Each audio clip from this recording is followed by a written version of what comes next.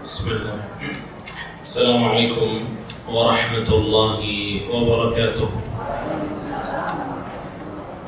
الحمد لله رب العالمين، وصلى الله وسلم وبارك على عبده ورسوله نبينا محمد وعلى آله وصحبه ومن صار على نهجه إلى يوم القيامة. أما بعد، جماعة رحمني ورحمكم الله. Allah subhanahu wa ta'ala berfirman, A'udzu billahi minasyaitonir rajim. Bismillahirrahmanirrahim. Qul a'udzu birabbil falaq min syarri ma khalaq wa min syarri ghasiqin idza waqab wa min syarri naffatsati fil 'uqad wa min syarri hasidin idza hasad. Allah subhanahu wa ta'ala berfirman pada satu surat yang sudah familiar di antara kita semua, yaitu surat Al-Falaq. Qul a'udzu birabbil falaq. Katakanlah wahai Muhammad, aku berlindung dengan Rabbul Falaq. Min syarri ma khalaq. Aku berlindung kepada Rabbul Falaq dari keburukan makhluk-makhluknya. Wa min syarri ghasiqin idza waqab. Dan dari keburukan waktu malam jika telah datang. Wa min syarri naffatsati fil 'uqad. Dan dari buhul-buhul para penyihir yang ditiupkan. Wa min syarri hasidin idza hasad. Dan dari hasadnya orang yang hasad. Jamaah rahimani wa rahimakumullah. Surat Al-Falaq, saya yakin ini di antara surat yang mungkin pertama-tama kita hafal. Surat Al-Falaq.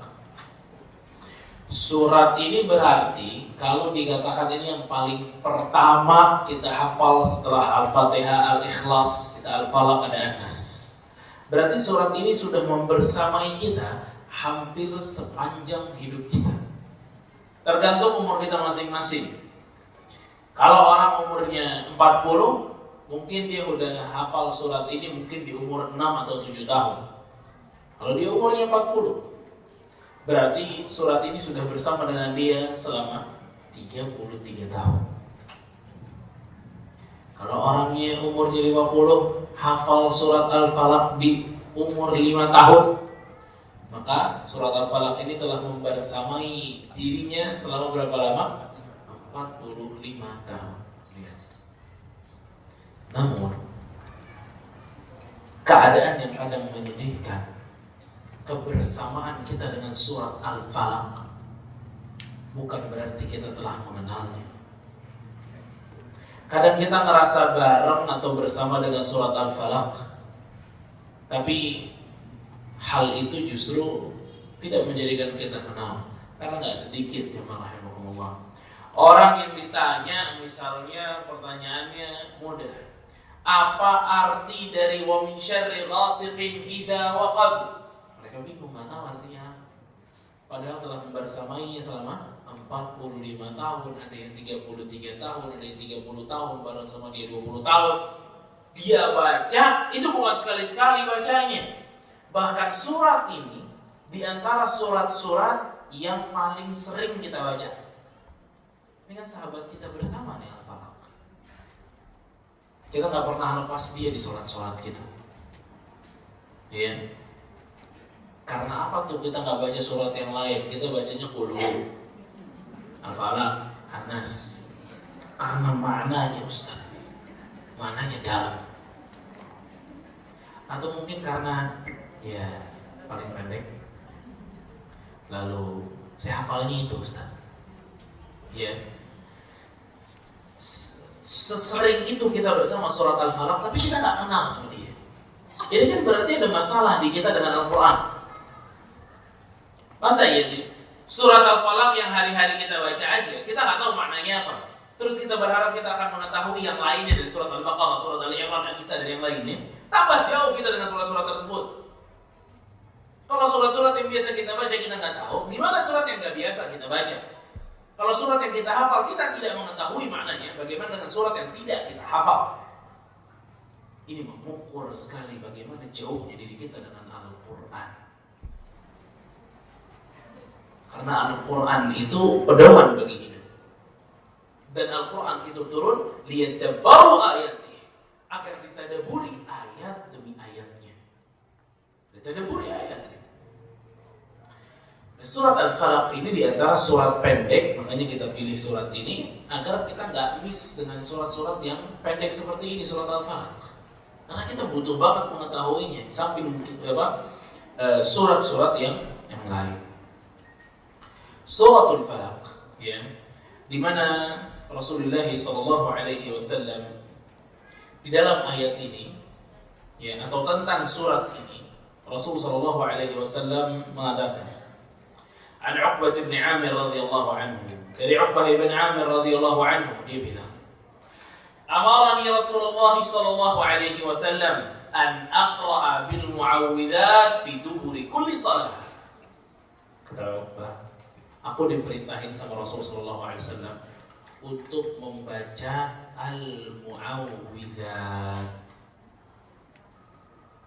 Apa? Al-mu'awwidzat. Dicatat tuh namanya.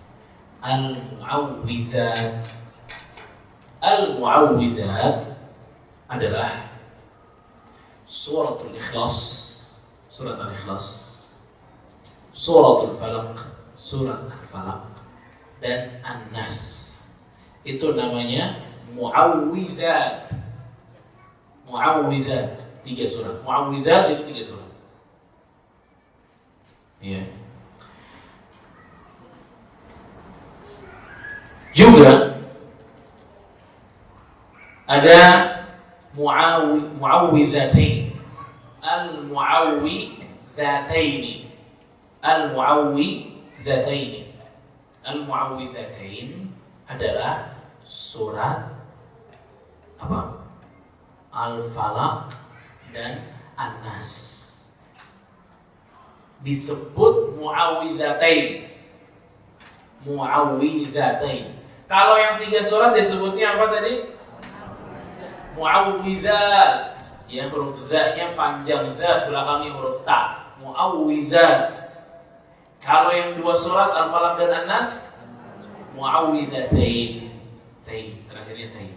Ya, 2 surat. Apa itu mu'awwidzat dan apa itu mu'awwidzatain? Mu'awwidzat itu artinya perlindungan. Mu'awwidzat itu artinya apa? Perlindungan. Makanya surat ini Al-Ikhlas, Al-Falaq, An-Nas itu surat perlindungan. Mu'awwidzatain adalah 2 perlindungan nanti. Surat Al-Falaq dan surat An-Nas. Makanya surat yang akan kita bahas Bapak Ibu rahimahumullah adalah surat yang akan memberikan kita perlindungan. Tuh Al-Falaq. Perlindungan dari apa? Nanti kita bahas. Dalam hadis yang lain, dan itu hadis Uqbah bin Amir radhiyallahu anhu, dia bilang, Rasul memerintahkan saya untuk membaca al-mu'awwidzat setiap selesai sholat. Rasul memerintahkan saya untuk membaca al-mu'awwidzat selepas sholat. Berarti yang dibaca surat apa aja? Al-Ikhlas, Al-Falaq, dan An-Nas. Kapan? Setelah sholat. Ya. Dan disebut mu'awwidzat, kata Uqbah bin Amir radhiyallahu anhu. Hadis yang sama diriwayatkan oleh Uqbah bin Amir radhiyallahu anhu, yang tadi riwayat Abu Dawud, yang sekarang riwayat Ahmad, bahwasanya beliau mengatakan, laqaitu Rasulullah sallallahu alaihi wasallam faqala li, aku bertemu dengan Rasul sallallahu alaihi wasallam, lalu Rasul mengatakan kepadaku, ya Uqbah bin Amir, wahai Uqbah, ala u'allimuka suwaran ma unzilat fi Taurah wala fi Zabur wala fi Injil wala fi Furqan mithlahun. Uqbah, kata Rasul, Mau tidak? Aku ajarkan kepadamu surat-surat yang Allah tidak pernah turunkan semacam ini di Taurat, tidak juga di Zabur, tidak juga di Injil, dan tidak ada yang semisal dengan surat ini di dalam Al-Quran sekalipun. La ya'tiyanna 'alaika lailah illa qara'tahunna fiha. Jangan sampai kamu melewati membaca surat-surat ini di setiap malam, kata Rasul ke Uqbah. Lihat yang pesan Rasulullah SAW ke Uqbah. Ini surat bukan surat biasa, berarti ini surat istimewa. Gak pernah ada di Taurat, gak pernah ada di Injil, gak pernah ada di Zabur. Hatta di dalam Al-Quran cuma ini. Dan jangan sampai kamu melewatinya di malam hari kecuali membacanya. Apa itu?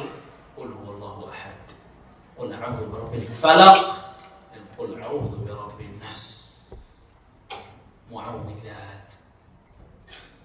Uqbah mengatakan, "Fama atat 'alaina lailah illa qara'tuhunna fiha." Semenjak saat itu aku tidak pernah melewati malam kecuali aku pasti membaca surat-surat tersebut. Wa huqqa liya an la ad'ahunna wa qad amarani bihinna Rasulullah. Dan memang pantas untuk saya tidak meninggalkannya karena yang memerintahkan saya pun Rasulullah sallallahu alaihi wasallam. Surat Al-Falaq. Dalam hadis diriwayatkan Bukhari dan Muslim dari Aisyah radhiyallahu anha, bahwasanya Aisyah mengatakan, "Anna Rasulullah sallallahu alaihi wasallam kana idza ishtaka yaqra'u 'ala nafsihi bil mu'awwidzat wa yanfuth falamma ishtadda waj'uhu kuntu aqra'u 'alayhi wa amsahu bi yadi raja'a barakatiha." Kata Aisyah. Ini fungsinya surat yang akan kita bahas. Rasul, kata Aisyah, kalau merasa sakit, yaqra 'ala nafsihi bil mu'awwidzat. Rasul meruqyah dirinya dengan membaca mu'awwidzat. Mu'awwidzat, Al-Ikhlas, Al-Falaq dan Nas. Wa yanfuth, lalu dibacakan dan dianfuth. Yanfuth itu diludahi tangannya. Ya. Kemudian Rasulullah SAW menempelkan ke bagian yang sakit. Itu namanya ruqyah. Falamma ishtadda waj'uhu. Namun kata Aisyah, begitu sakitnya semakin parah, aku yang hadir untuk membacakan surat tersebut. Jadi Aisyah meruqyah siapa? Rasul SAW. Dibacain sama Aisyah, tapi yang nanti menyentuh bagian yang sakit itu tangannya Rasulullah SAW. Kenapa? Kata Aisyah, raja'a barakatiha, ya berkah kalau tangannya Rasulullah SAW. Ya. Lihat fungsinya surat Al-Falaq di sini adalah bisa menghilangkan penyakit.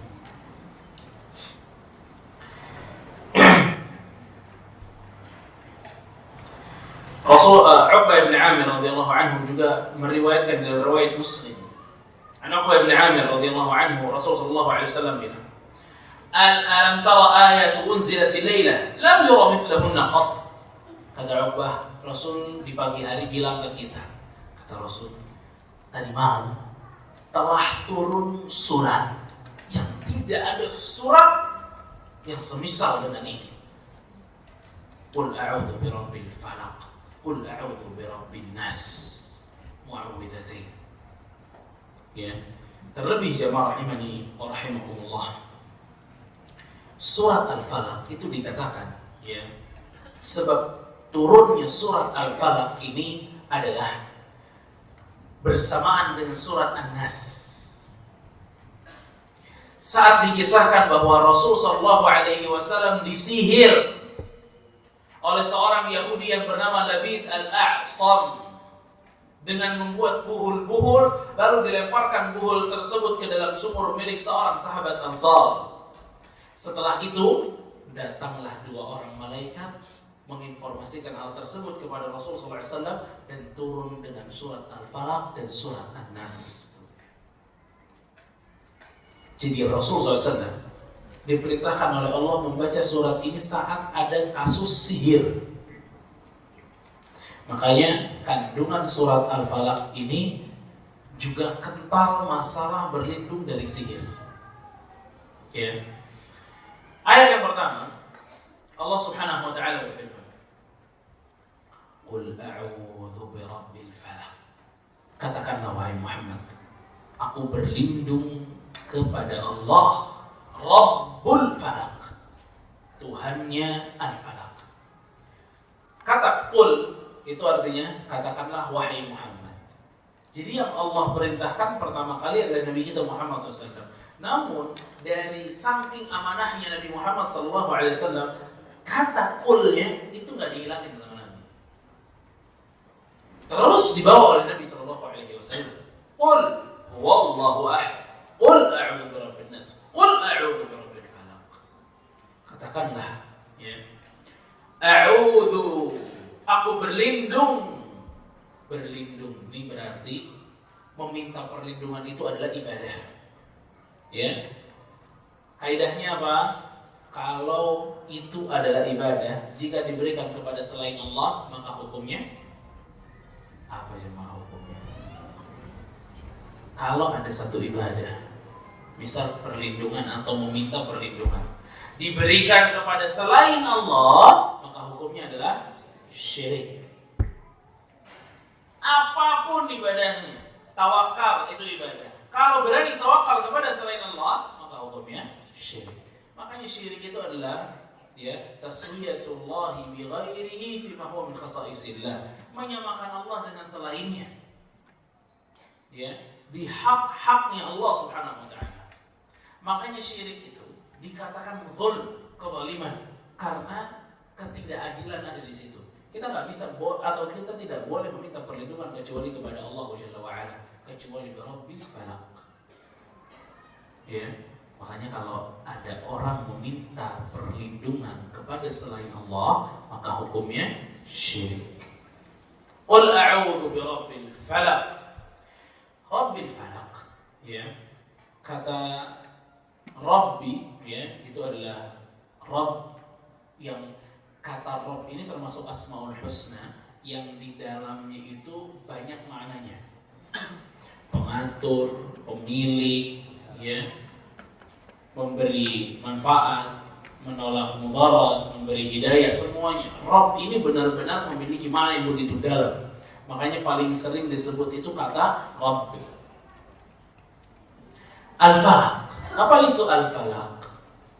Al-Falaq itu memiliki beberapa tafsiran, ya. Namun Imam As-Sa'di rahimahullah taala beliau mengatakan ay faliqul habbi wan nawa wa faliqul isbah.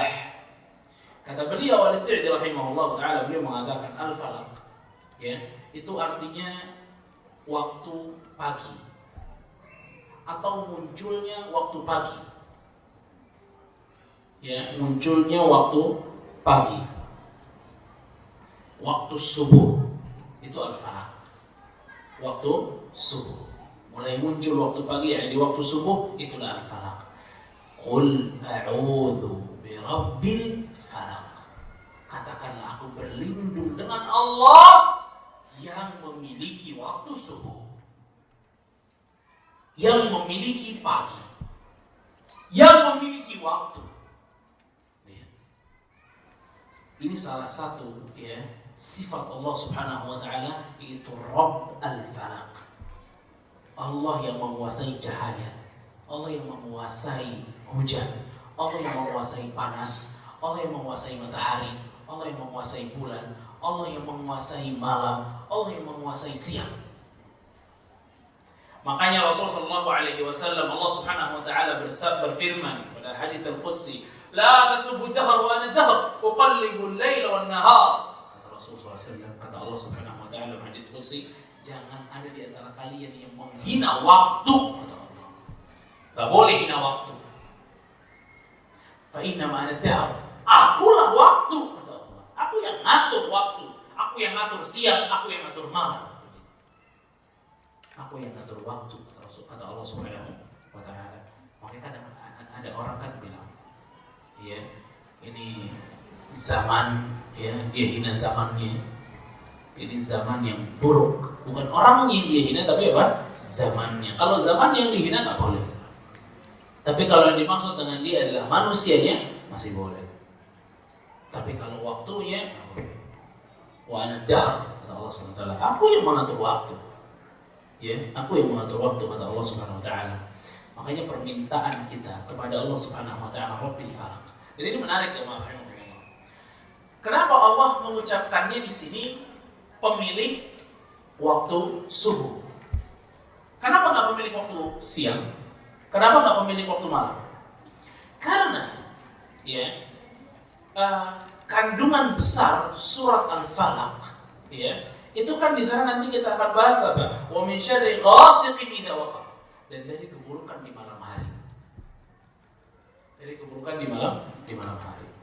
Keburukan-keburukan yang terjadi di malam hari akan dihilangkan bi Rabbil Falaq, dengan Allah Subhanahu wa taala mendatangkan waktu pagi. Ya, dengan Allah mendatangkan waktu pagi. Maka dalam ayat-ayat yang lain Allah Subhanahu wa taala mengatakan, ya, siapa yang bisa memberikan kalian cahaya jika Allah menjadikan siang ini selamanya, atau menjadikan malam ini selamanya? Siapa yang bisa berikan siang kecuali Allah? Siapa juga yang bisa memberikan kegelapan jika Allah menjadikan siang ini selamanya? La ilahun ma'allah. Apakah ada ilah selain Allah? Makanya qul a'udzu birabbil falaq. Birabbil falaq itu gara-gara yang akan dibahas setelah ini adalah keburukan-keburukan yang biasanya ada di malam hari. Makanya nanti kita lihat fungsi baca surat Al-Falaq sebelum tidur. Ini lihat nanti di sini. Besar banget fungsinya. Qul a'udzu birabbil falaq. Ya. Ibnu Ashur rahimahullah taala beliau mengatakan, kata Ibnu Ashur rahimahullah, maksud dari birabbil falaq adalah Allah Subhanahu wa taala. Dialah yang menciptakan sebab-sebab munculnya waktu subuh. Penyebutan sifat Allah yaitu Rabbul Falaq tidak dengan sifat yang lain karena banyak keburukan yang terjadi di malam hari, seperti pencurian, binatang buas, binatang yang meracun, kesulitan melakukan perjalanan malam, kesulitan meminta pertolongan, kondisi yang sakit semakin parah di malam hari, sehingga pelaku kesesatan berprasangka adanya Tuhan kegelapan. Maknanya adalah berlindung kepada Zat yang menciptakan waktu subuh itu, keselamatan dari berbagai macam keburukan yang telah terjadi di malam hari tersebut. Qul a'udzu birabbil falaq min syarri ma khalaq. Oke, sekarang kita berlindung kepada Allah Subhanahu wa taala. Apa yang kita minta atau apa yang kita inginkan dilindungi dari Allah Subhanahu wa taala? Min syarri ma khalaq, dari segala apapun yang telah Allah ciptakan, namun keburukan. Keburukan apa? Makhluk-makhluknya. Apa aja? Ini umum banget makhluk-makhluknya. Gak mesti jin, gak mesti setan, manusia, keluarga, dan lain sebagainya. Min syarri ma khalaq. Wa hadha yushmil jami' ma khalaq Allah min insin wa jinnin wa hayawanat. Makanya Sa'di rahimahullah beliau bilang, kalimat ini, ayat ini mencakup seluruh makhluk yang Allah ciptakan, mau manusia, jin ataupun hewan sekalipun. Fa yusta'adu bi khaliqiha min syarri alladhi fiha. Maka kita berlindung kepada Allah sang penciptanya dari keburukan makhluk-makhluknya. Ya, dari keburukan makhluk-makhluknya. Makanya di sini rahimani wa rahimakumullah, keburukan makhluk, ya, itu akan memberikan perasaan tidak nyaman kepada kita, kepada manusia. Apapun itu. Sekarang kalau kita diganggu sama jin, emang enak? Kan gak enak. Diganggu sama manusia pun gak enak. Diganggu sama hewan, kita juga gak enak. Gak ada waktu yang nyaman untuk itu. Ya, makanya di sini Allah Subhanahu wa taala memerintahkan kita berlindung dari segala makhluk-makhluk tersebut. Berlindungnya kepada siapa?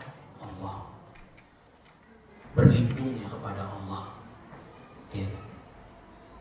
Dan biasanya kejahatan-kejahatan itu kan memang terjadi di malam hari, jemaah. Makanya surat ini dibaca sebelum tidur. Agar apa? Ya namanya juga orang tidur, mana ada yang sadar. Dia nggak sadar kalau ada binatang misalnya. Dia nggak sadar kalau ada pencurian misalnya. Tapi dengan doa ini Allah lindungi kita. Ya. Tapi poinnya mesti diingat. Kita juga paham apa yang kita baca. Kita paham apa yang kita baca. Makanya dulu setan itu takut banget kalau ada yang baca ayat kursi. Kenapa setan takut banget kalau ada yang baca ayat kursi? Karena setan udah bilang, siapa yang membaca ayat kursi maka tidak akan bisa didekati syaitan hingga pagi hari. Namun ternyata udah baca ayat kursi tapi masih deketin setan, masih digangguin sama setan. Iya Pak? Apa udah bebas semua? Orang kadang kalau kesurupan dibaca ayat kursi nggak keluar. Ya, kenapa? Nggak ada power. Ayat kursinya nggak punya apa? Nggak punya power. Kenapa nggak punya power? Karena maknanya nggak paham. Sesuatu kalau maknanya nggak paham, itu nggak bakal tokcer depan syaitan. Sulit. Setan kan pernah bilang di hadits Abu Hurairah, siapa yang membaca ayat kursi, ya, kami tidak bisa mendekatinya. Ini siapa? Testimoni siapa? Langsung dari si pelaku. Syaitan. Dia ngebocorin rahasia dia sendiri. Kalau mau aman dari saya, kata setannya, baca ayat kursi. Kenapa setan bilang ayat kursi ini tameng terbaik buat kalian, wahai manusia? Karena setan paham ayat kursi. Ternyata manusianya begitu baca, nggak paham. Setan juga nggak takut. Setan juga nyantai aja, lalu baca doang ngerti kagak. Nggak ada power gitu. Sama Al-Falaq. Ini Al-Falaq kalau mau benar-benar bisa kejadian apa yang Allah janjikan, mesti ada power. Dengan apa? Ilmu. Kita mesti punya ilmu tentang surat-surat itu. Ya. Qul a'udzu birabbil falaq. Ini kita minta tolong, minta perlindungan, enggak tanggung-tanggung dengan yang menciptakan waktu subuh. Min syarri ma khalaq. Dari keburukan makhluknya. Ya. Dan makhluk Allah Subhanahu wa taala yang menciptakan keburukan atau menghasilkan keburukan itu banyak atau sedikit? Banyak. Manusia, jin, binatang itu menghasilkan keburukan. Dan keburukannya kalau udah sampai kepada kita, itu berarti penderitaan bagi jiwa dan badan, bagi hati dan badan. Nah ini semua bisa hilang dengan qul a'udzu birabbil falaq. Jika punya power dalam membacanya. Ya. Para ulama menjelaskan makna dari ayat qul a'udzu birabbil falaq min syarri ma khalaq, dari keburukan makhluknya. Berlindung dari keburukan yang ada pada setiap makhluk, dimanapun keburukan itu terjadi. Baik itu manusia, hewan, jin, angin, petir, atau apa saja yang terdapat keburukan di dalamnya. Maka kita berlindung dengan ayat ini. Lihat ya. Ini ajaibnya Al-Quran. Kan min syarri ma khalaq. Cuma 4 kata Bapak Ibu. Min syarri ma khalaq. 4 kata ini mencakup seluruh keburukan. Seluruh keburukan. Tanpa terkecuali. Min syarri ma khalaq. Apapun keburukan itu, dari manapun keburukan itu masuk ke dalam ayat ini. Makanya begitu baca ayat ini, yakini bahwa ini benar-benar mencukupkan saya untuk berlindung dari segala macam keburukan. Ya, dari segala macam keburukan, luar biasa.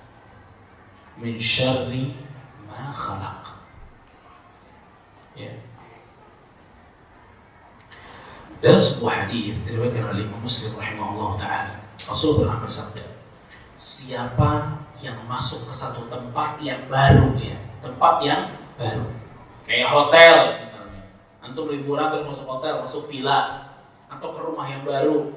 Siapa yang masuk kepada tempat-tempat yang baru lalu mengatakan, a'udzu bikalimatillahi tammat min syarri ma khalaq. Aku berlindung kepada Allah dari kalimat-kalimat Allah yang sempurna dari keburukan makhluknya. Apa kata Rasulullah SAW? Siapa yang baca doa tersebut, tidak akan ada keburukan yang menimpanya hingga dia meninggalkan tempat tersebut. Ya. Bahkan testimoni dari beberapa orang-orang yang membacanya dalam riwayat-riwayat yang lain dikatakan, ada seseorang yang datang kepada Rasulullah SAW terus bilang, ya Rasulullah, semalam saya disengat oleh binatang yang berbisa. Aku tidak bisa tidur hingga pagi hari. Kata Rasulullah SAW, binatang apa itu? Dia bilang, ya semacam kalajengking lah yang bisa menyengat. Rasulullah SAW mengatakan, ya udah, gini aja.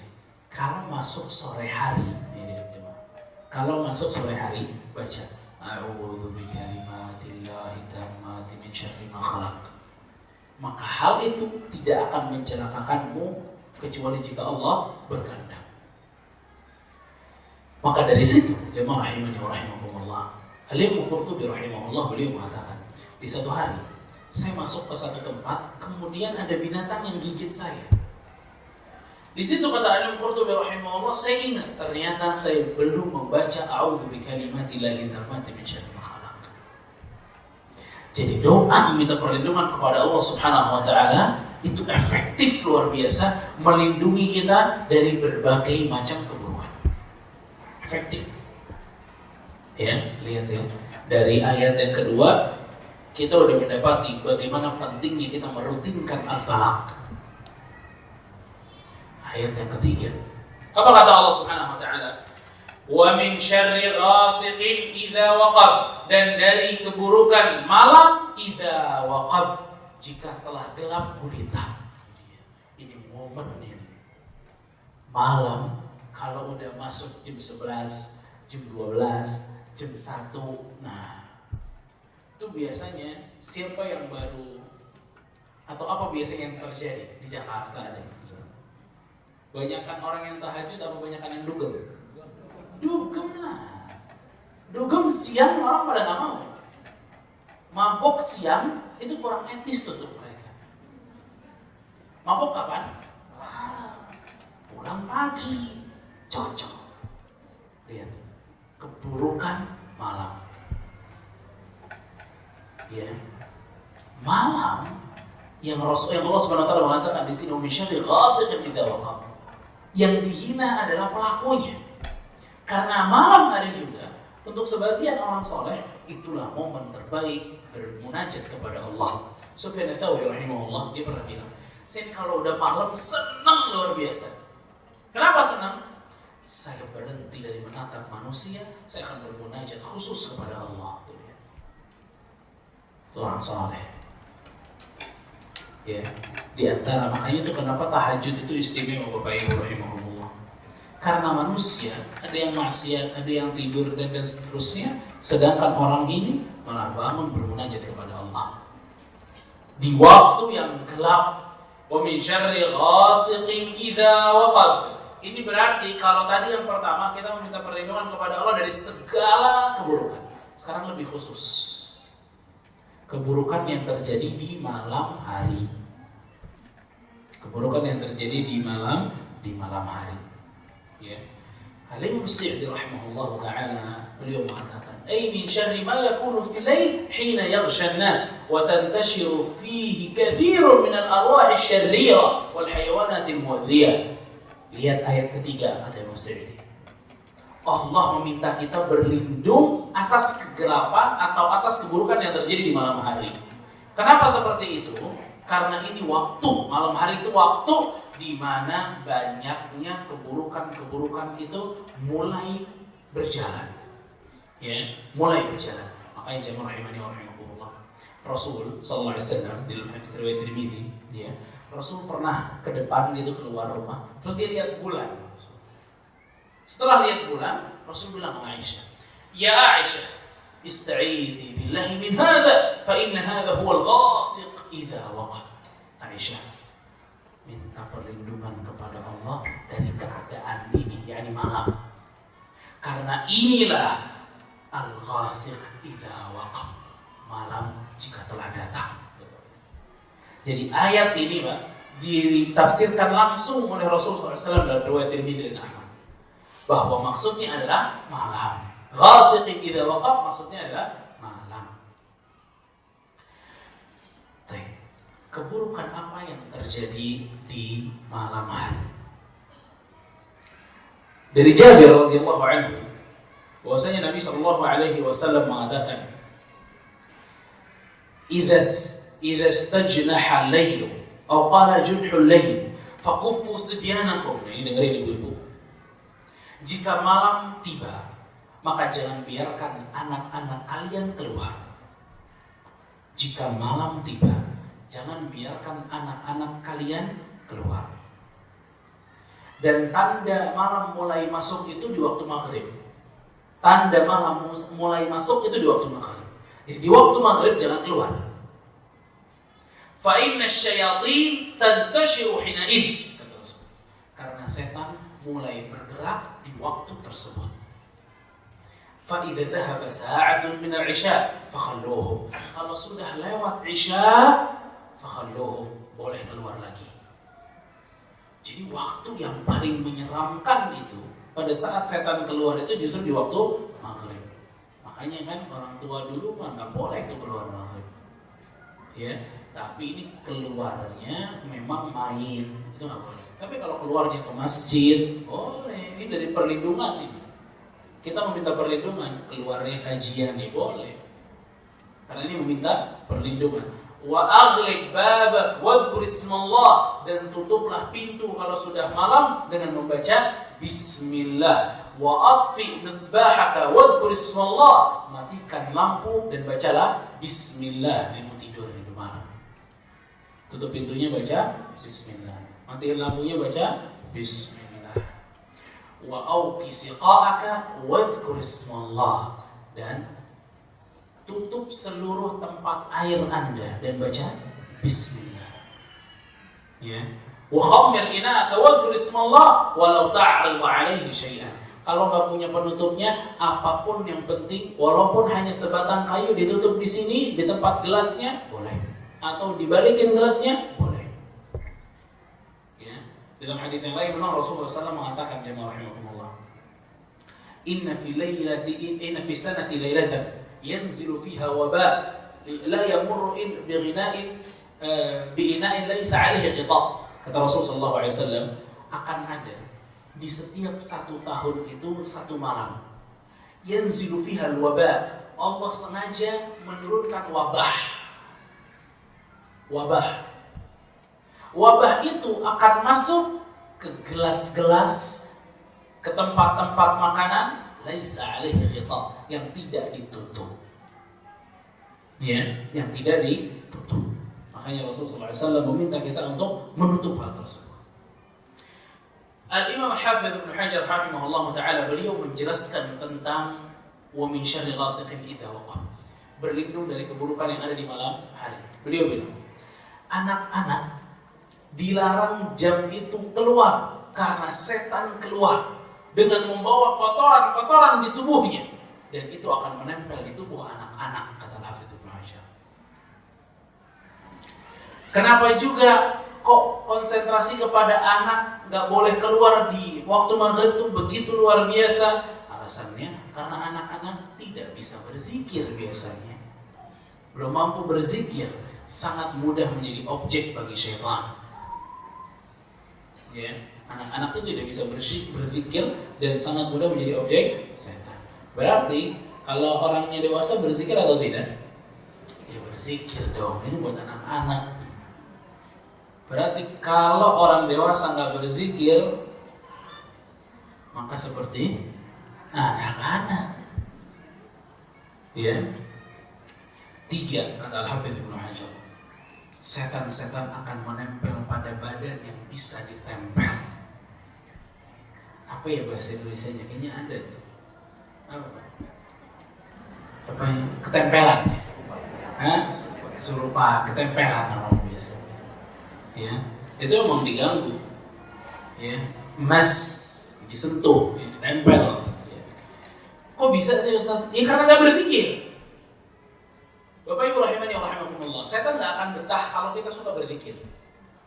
Setan maunya di tempat-tempat sampah, badan-badan yang buruk, jarang berzikir, jarang berdoa, gitu.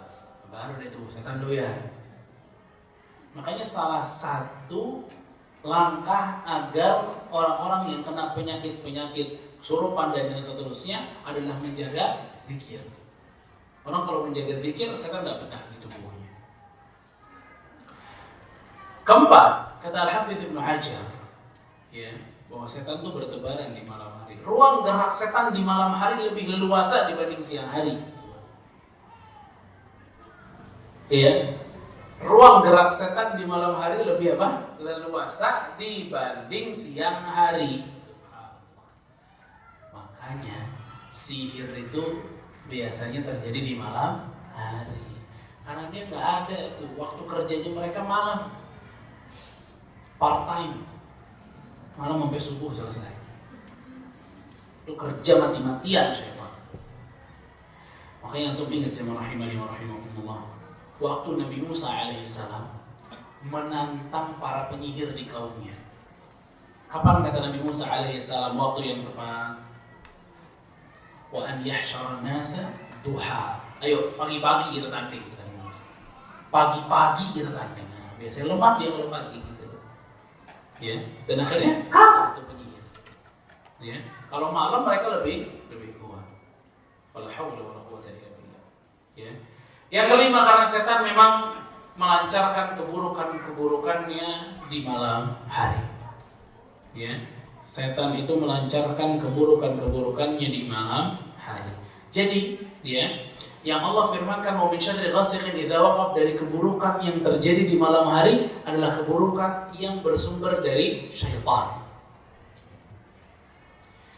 Syaitan dari golongan jin dan setan dari golongan manusia. Na'udzubillah. Orang nih, ya, kalau mau mabok itu malam, mau zina itu malam.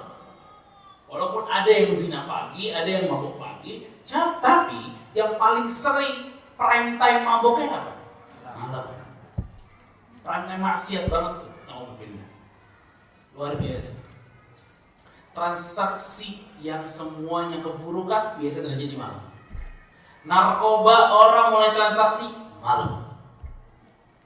Ya, semuanya malam. Min syarri ghasiqin idza waqab. Butuhnya kita berlindung kepada Allah dari keburukan yang terjadi di malam hari. Karena banyak banget maksiat terjadi memang di malam hari. Fala haula wala quwwata illa billah.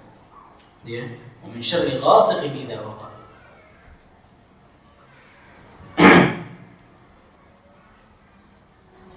Keburukan yang kedua juga di malam hari, kata Ali bin Qurtubi rahimahullah, adalah binatang-binatang biasanya bertebaran di malam hari. Binatang-binatang berbahaya itu biasanya bertebaran di malam hari. Ya. Nah, kalau kita baca ini aman. Ya, kalau kita baca ini aman, dilindungi oleh Allah Subhanahu wa taala. Ya, Qurtubi bilang, di malam hari binatang buas bermunculan dari kandang-kandangnya. Binatang-binatang berbisa juga bermunculan dari tempat-tempatnya. Begitu juga pelaku-pelaku kejahatan akan keluar untuk melakukan keburukan dan kejahatannya. Apalagi di zaman dulu ya Pak Bu, di zaman Imam Qurtubi ini rumah ini nggak ada satpamnya, komplek nggak ada pintunya.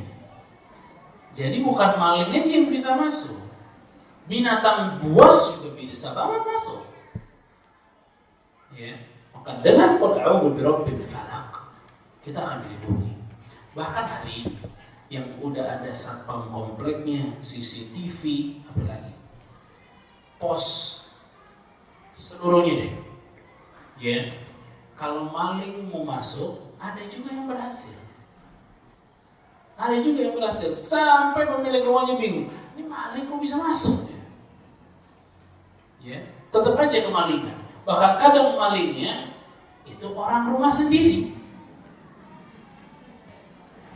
Ya, nasallallahu alaihi wasallam. Ada pembantu jadi maling. Ya.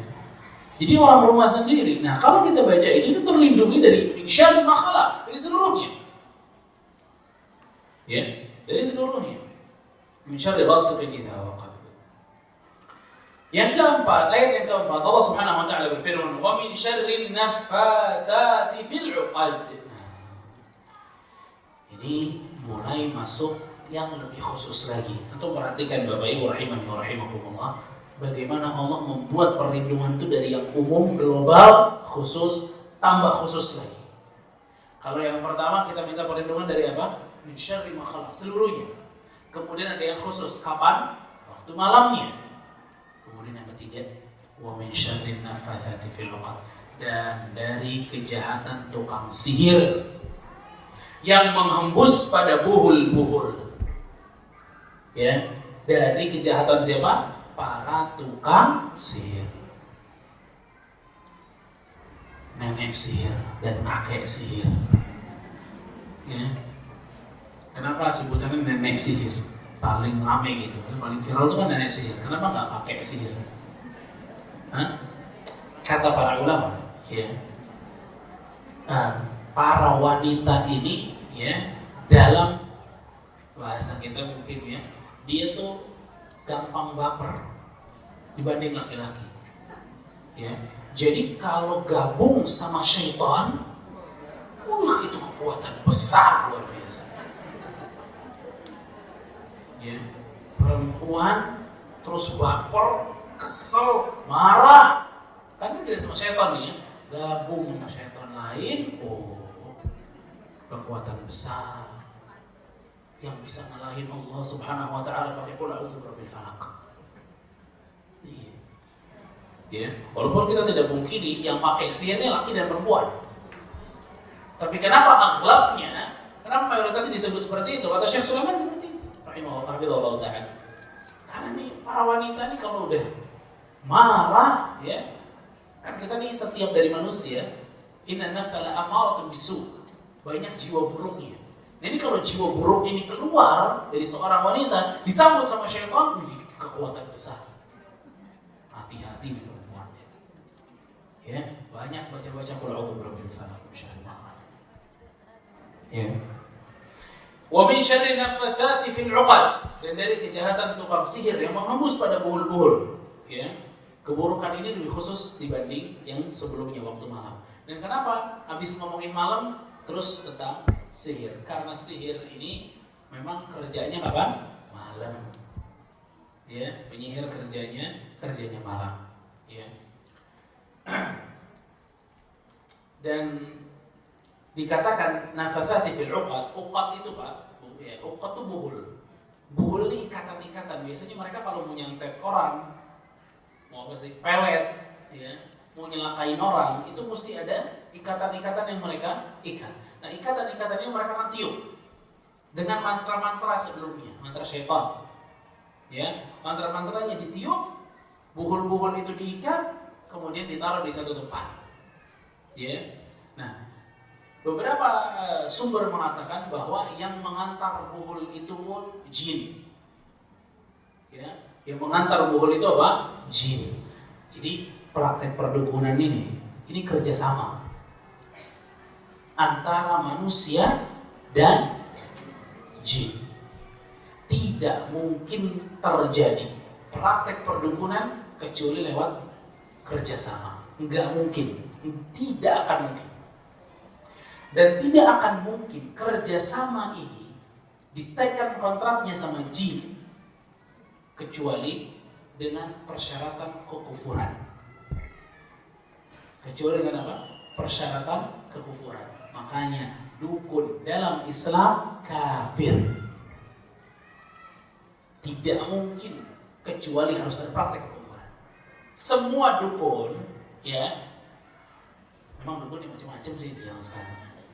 Ya, mulai pakai yang serem sampai yang pakai peci putih. Ya, kerjaannya sama, niupin buhul. Ya, niupin buhul. Kasih ini, kasih itu. Kubur ya, ntar depan rumah dia. Ntar perempuan demen sama ente. Nih, taruh aja di belakang tokonya si A. Ini cukup. Ntar nggak laku semuanya. Semua customer bakal kantuk. Ya. Ini biasanya ngomong-ngomong begini, dukunnya pakai peci. Ya, jadi jangan tertipu. Ya. Dan mohon maaf, pakai bismillah. Ya Allah, pakai bismillah. Ya. Kita kalau searching di YouTube dan Google tuh banyak tentang buhul-buhul ini banyak. Tulisannya Arab. Nah, ini pakai bahasa Jawa, bahasa Sunda. Tulisan Arab. Bahkan kalau a'udzu birabbil falaq ada di potong-potong. Tapi itulah mereka. Mereka potong-potong, mereka tulisnya dengan lingkaran, mereka tulisnya dengan sisi kanan, sisi kiri bentuk X, horizontal, vertikal, dipisah-pisah. Nah, itu mantranya mereka semua. Talasik. Ya. Itu mantra-mantranya mereka. Jadi antum jangan juga tertipu ya kota. Jangan tertipu dengan orang yang pakai peci, terus kalau mulai datang gitu antum ya, terus ditanya, nama ibu ente siapa? Udah dukun. Udah dukun, pasti dukun. Sakit nih, terus datang duduk, diobati. Setelah diobati, nama bapak siapa? Saya siapa? Namanya terlalu berat pak, ganti pak. Ada urusan apa? Nama penyakitnya. Ini dukun, tapi dengan gaya yang baru. Antum kalau udah memiliki ciri-ciri yang berbahaya, ini hati-hati. Ya, nggak ada pengobatan nanyain nama ibu, nggak ada. Tidak ada. Dokter apa jadi profesor, nggak ada yang peduli sama ibunya pasien. Cuma dukun aja yang peduli. Ya. Oke, hati-hati nih. Ya, perdukunan ini luar biasa. Makanya ini surat Al-Falaq teruntuk masyarakat Indonesia sangat penting. Kenapa? Karena dukun di Indonesia banyak. Kayak Al-Falaq ini jangan lepas. Iya, banyak. Alhamdulillah. Saya punya teman di kampus dulu di Madinah. Dia kalau dengar Indonesia, dia nanya, "Itu dari mana?" Dia bilang, "Indonesia." Wah, katanya dukunnya banyak ya. Ya Allah, makin malu Indonesia. Dukun di banyak yang lain kayaknya. Ada gunung, ada laut, nggak disebut. Gunungnya banyak, dukunnya banyak kata dia. Ada banyak ya. Banyak banget di Indonesia. Ya. Bahkan banyak orang yang meneliti tentang masalah perdukunan itu di Indonesia. Ya. Wa min syarrin naffatsati fil 'uqad, dan dari buhul-buhul yang ditiupkan fil 'uqad, dalam buhul-buhul tersebut. Ya, mantra-mantra ditiupkan dengan apa aja namanya. Mau jadi pelet kayak, mau jadi santet kayak, mau jadi apa segala macam, ini kerjaan mereka. Dan kita berlindung dari tiupan-tiupan tersebut. Jadi, naudzubillah, misal ada seorang yang jahat ingin mengirimkan sihir kepada kita atau keluarga kita. Kalau kita baca Al-Falaq, terlindungi. Di malam hari kita baca Al-Falaq, terlindungi. Tuh lihat, manfaatnya kita berlindung sama Allah. Jangan lupa, makanya apalagi kita masyarakat Indonesia, jangan lupa ini Al-Falaq. Baca tuh Al-Falaq. Ya. Mu'awwidzatain lah secara umum, kalau Al-Falaq nas. Baca. Ya, ini bisa melindungi kita dari kejahatan sihir. Ya.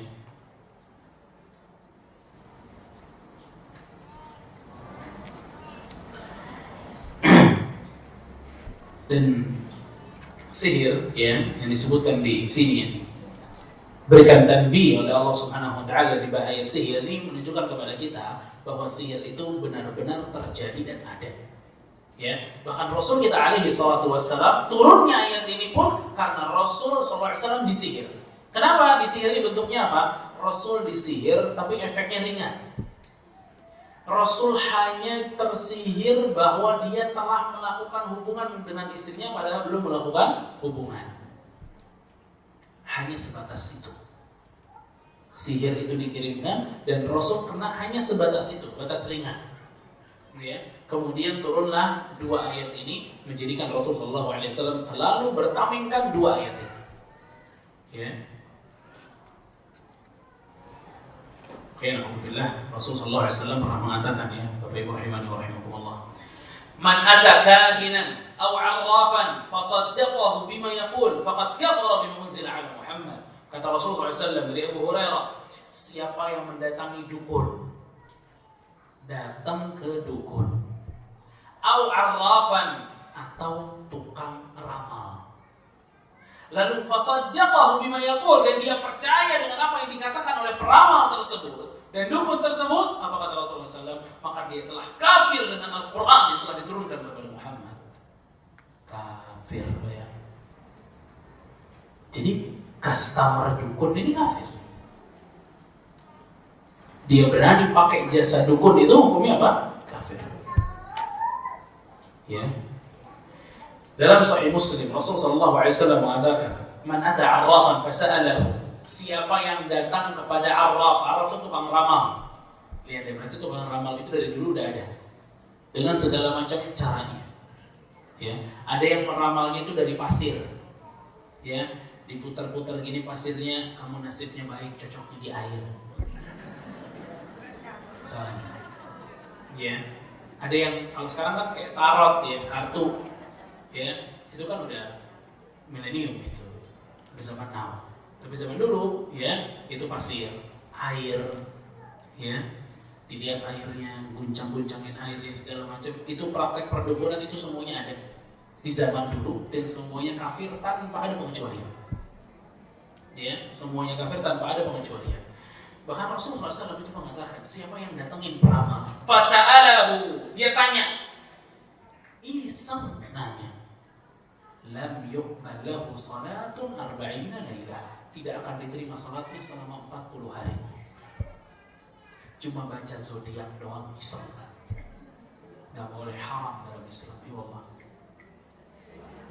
Dia cuma nanya tanpa membenarkan. Gak boleh. Karena ada kadang-kadang anak-anak iseng ya baca di HP misalnya. Kalau Virgo ini begini, cocoknya sama Leo misalnya, ya.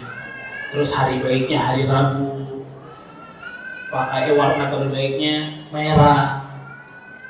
Awalnya iseng, lihat-lihat doang. Kalau kita bilangin enggak, saya nggak percaya, itu aja nggak boleh. 40 malam sholatnya tidak akan diterima. Dan biasanya orang kalau udah mulai lihat terganggu hatinya. Lihat hari baiknya Rabu, wah sekarang Selasa nih, besok ada apa ya gitu. Jadi mulai ada hatinya nggak beres. Ya makanya syubhat ini berbahaya, na'udzubillah. Ya. Baik, itu min syarri nafathati fil 'uqad. Ya. Yang terakhir, wa min syarri hasidin idza hasad. Dan dari kejahatan orang yang dengki, yang hasad apabila dia hasad. Orang yang dengki, yang hasad apabila dia hasad. Ya. Para ulama mengatakan, kenapa Allah Subhanahu wa ta'ala menutup surat Al-Falaq dari segala keburukan-keburukan di atas, namun ditutup dengan hasad. Kenapa ditutup dengan hasad? Karena hasad ini sebab yang paling banyak menjadikan praktek-praktek keburukan. Orang itu gak bakal gangguin toko orang lain kecuali karena hasad. Toko dia rame, toko saya tidak rame. Dari hasad awalnya. Makanya diakhirkan oleh Allah apa? Wa min syarri hasidin idza hasad. Berlindung dari hasad. Jadi orang yang hasad sama kita, dari hasadnya kita kepada orang, berlindung. Dan apa itu hasad? Huwa alladhi yuhibbu zawalin ni'mati 'anil mahsud. Tidak senang melihat orang lain dapat nikmat. Tidak senang melihat orang lain dapat nikmat. Tidak senang melihat orang lain dapat nikmat. Ya, tidak senang melihat orang lain dapat nikmat. Itu hasud. Ya, orang yang hasad. Berarti gini Pak Bu ya, ini ada batasan. Pada saat kita ngelihat misalnya restoran di sebelah restoran kita ramai, kita senang, ya, kita senang. Namun kita juga pengen ramai, itu bukan hasad. Yang hasad itu kita tidak senang, dan kita menginginkan dari kesenangan tersebut, mudah-mudahan dia nggak ramai lagi. Agar hilang nikmatnya itu ya. Itu namanya apa? Hasad. Inilah munculnya pertama kali dosa, Bapak Ibu. Dosa pertama kali yang terjadi di langit itu hasad. Hasadnya iblis kepada Adam alaihissalam. Iblis sudah ngumpul sama malaikat, kemudian lagi baik-baiknya hubungan mereka, Ternyata datanglah Adam alaihissalam yang diciptakan dari tanah, kemudian iblis diperintahkan oleh Allah untuk sujud kepada Adam. Iblis mau gak sujud? Nah, dia hasad. Apakah aku akan sujud kepada seseorang yang engkau ciptakan dari tanah? Gitu. Hasad. Jadi dosa yang pertama kali terjadi di langit itu apa? Hasad. Dosa yang pertama kali terjadi di bumi juga hasad. Iya apa enggak? Dari mana tahu nih? Cerita siapa itu? Anaknya Nabi Adam alaihissalam yang disebut dengan Qabil dan Habil. Itu kan pembunuhan, Ustaz. Dari mana munculnya pembunuhan? Hasad. Saat Allah Subhanahu wa taala hanya memilih ya bahwa yang diterima itu hanya Habilnya aja. Kan disuruh menyembelih. Apa yang bisa dia sembelih, nanti Allah akan menerima kepada Allah hanya akan menerima kepada yang muttaqin, kepada yang baik. Allah terima Habil dan Allah tolak pemberiannya Qabil. Di situ Qabil itu hasad. Kenapa dia yang harus diterima oleh Allah Subhanahu wa taala? Apa yang terjadi? Dia bunuh tuh adiknya sendiri. Dan ini Qabil dan Habil, jamaah rahimani rahimakumullah, itu sebabnya hasad dan terjadi pembunuhan, ya kan? Ini saudara, kakak adik.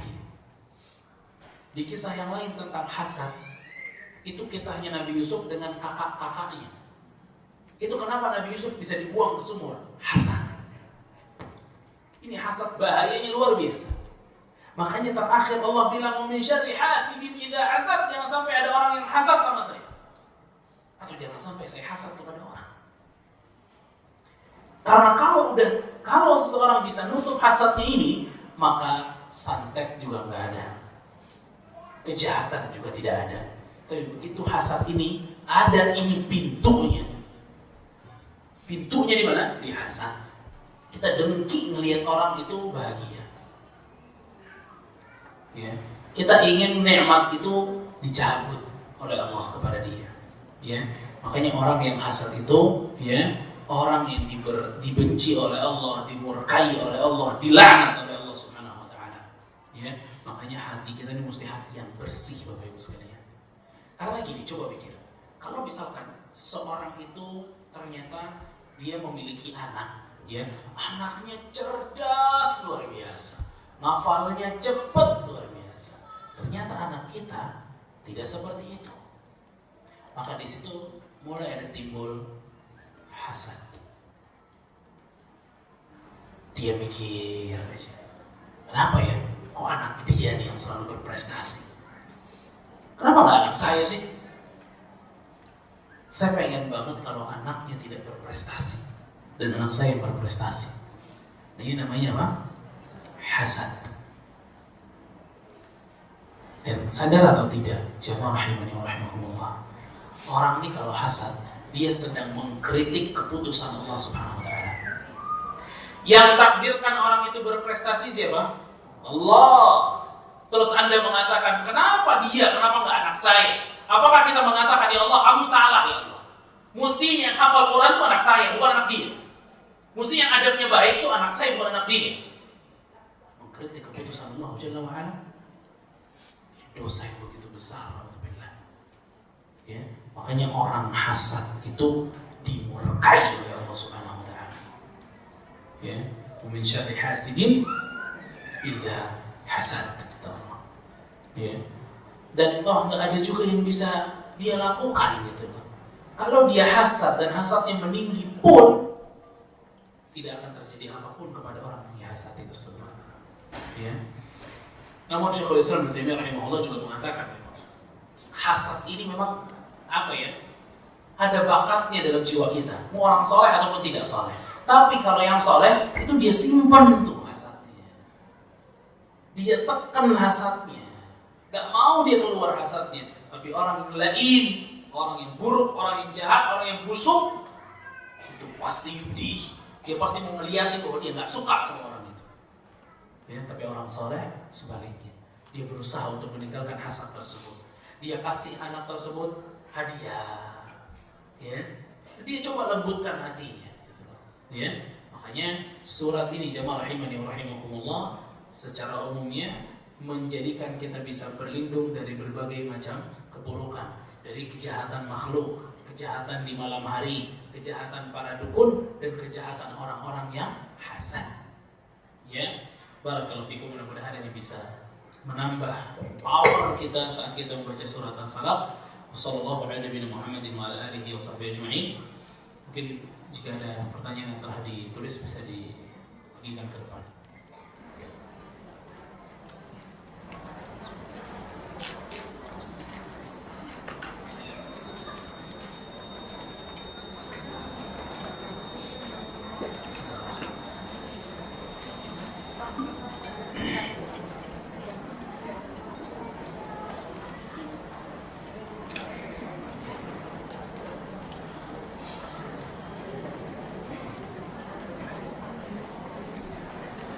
Assalamualaikum Ustaz. Waalaikumsalam. Kalau malam menutup makanan, apakah cukup pakai tudung saji atau harus benar-benar ketutup rapat?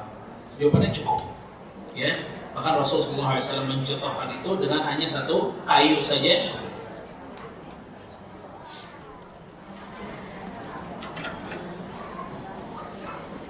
Ustaz izin bertanya, apakah sama percaya ramalan dengan mengecek perkiraan cuaca? Ayo gimana? Beda. Ya, kalau perkiraan cuaca itu bukan ilmu ghaib, ilmu yang bisa dipelajari dengan cara yang biasa. Ya, dan itu perkiraan. Makanya orang ini kalau perkiraan cuaca itu harus menyebut insya Allah. Ya, sebagai bentuk menggantungkan ilmunya kepada ilmunya Allah Subhanahu wa taala. Ya. Tapi kan kalau dukun enggak, Pak. Misalnya, Mbah, ini gimana nih, Mbah? Kena enggak nih santetnya? Kena insya Allah, kan kayak gitu. Nah, ada dukun insya Allah. Ya. Para kulihal, kalau perkiraan cuaca tidak mengapa, karena itu didasari ilmu yang bukan ilmu ghaib. Ya, enggak apa-apa.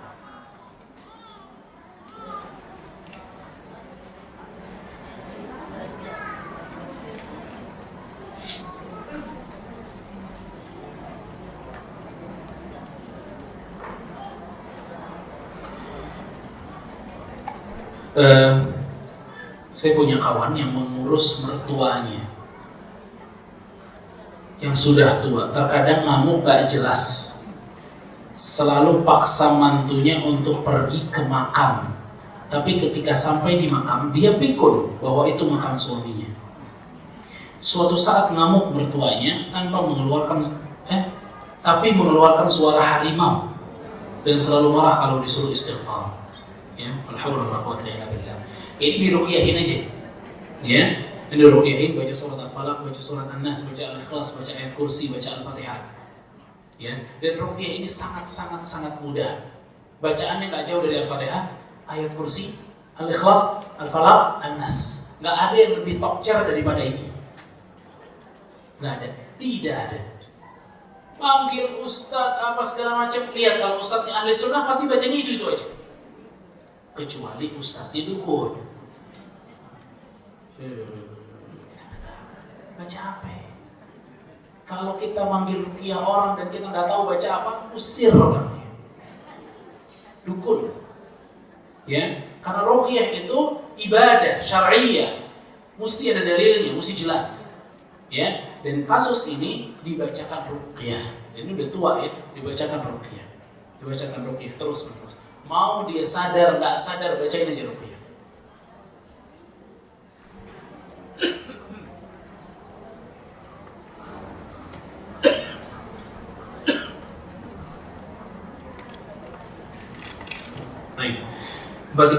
Bagaimana dengan susu yang banyak iklan-iklan di pinggir jalan pasang susu?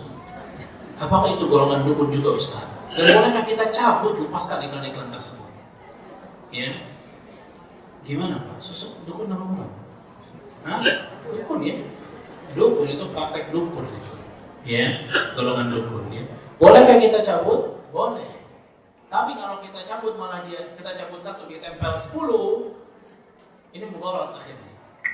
Ya, mendingan kita laporin kepada RT-nya misalnya minimal, ya.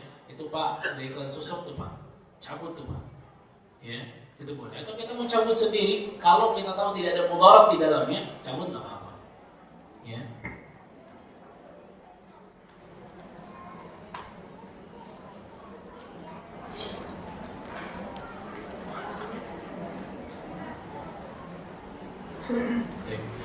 Apakah dalam Islam ada anjuran untuk memulai suatu perjalanan atau usaha di hari-hari tertentu? Misal yang tidak boleh pergi di hari Selasa atau hari-hari yang turun-temurun dianggap tidak baik. Apa hukumnya jika mengikuti ini? Ini nggak boleh. Ya, ini perbuatan syirik. Tenang ibu-ibu, tenang. Ya, qul a'udzu birabbil falaq, min syarri ma khalaq, min syarri ghasiqin. Boleh nggak kita ya memulai usaha itu di hari tertentu karena dianggap hari itu hari yang baik dan seterusnya? Tidak boleh. Seluruh hari itu baik. Ya, kalau kita mengatakan hari Selasa yang baik, hari Rabu tidak baik, maka akan jatuh kepada larangan Allah Subhanahu Wa Taala yang mengatakan la tasubbu dahr wa ana dahr. Jangan menghina waktu, sedangkan saya adalah waktu. Kata Allah Subhanahu Wa Taala, saya yang mengatur waktu. Ya, jadi seluruh hari itu baik. Yang nggak baik itu perbuatan kita. Ya, jadi kalau ada kesialan menimpa kita di hari-hari tersebut karena dosa kita sendiri.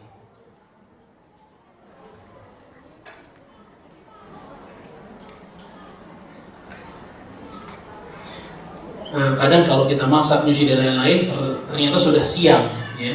Lalu kita mengucap, waktu cepat sekali, ya. Apakah perkataan ini boleh? Jawabannya boleh. Mengatakan bahwa waktu ini berjalan dengan cepat itu boleh. Ya, karena itu memang yang terjadi bahwa waktu ini berjalan dengan cepat.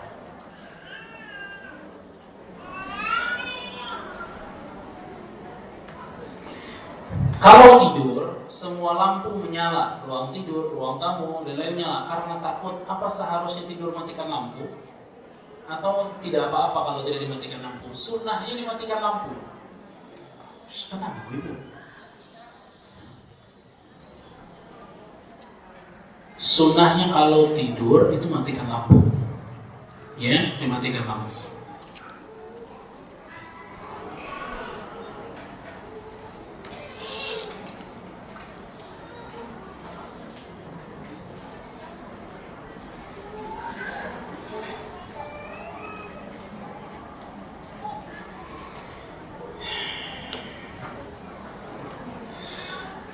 Ustaz izin bertanya, bagaimana apabila ada orang yang mengakui punya indera keenam dan setiap ada orang yang meninggal dia selalu bilang bahwa dia ketemu si fulan yang baru meninggal dan menyampaikan pesan-pesan si fulan?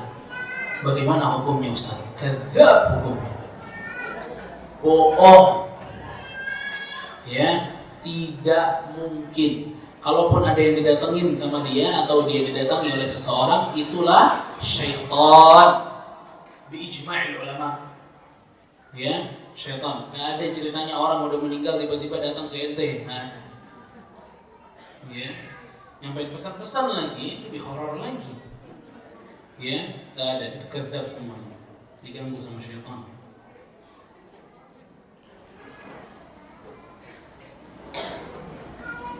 Apabila kita hafal baca surat Al-Falaq beserta artinya dan bisa meyakininya, namun bacaan kita masih belum benar atau sempurna semisal makharijul hurufnya, apakah tetap bisa melindungi kita dari keburukan? Insya Allah tetap bisa.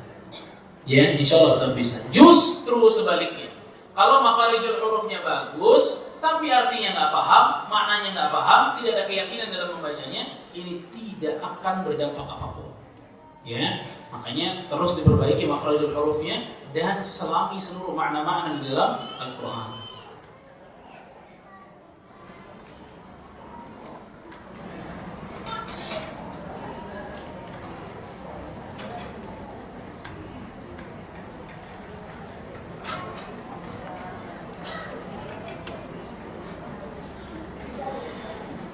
Baik, ini yang bisa saya jawab dari pertanyaan-pertanyaan yang datang. Barakallahu fikum, semoga Allah memberikan manfaat dan melindungi kita semua dari seluruh keburukan makhluknya, keburukan di waktu malam dan keburukan para dukun, serta keburukan orang-orang yang hasad. Barakallahu fikum, subhanallahumma wa bihamdika, asyhadu an la ilaha illa anta, astaghfiruka wa atubu ilaik. Wassalamualaikum warahmatullahi wabarakatuh. Waalaikumsalam warahmatullahi wabarakatuh. warahmatullahi wabarakatuh.